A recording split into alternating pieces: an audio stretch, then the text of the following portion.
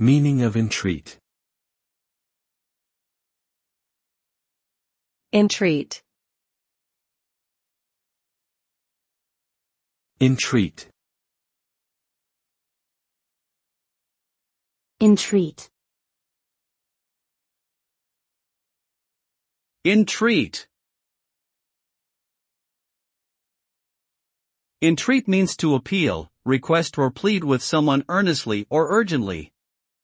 It is usually done in a humble and respectful manner. When one entreats another person, they are asking them to do something that is important to them. The result of entreaty is often either a positive or negative response from the person being entreated.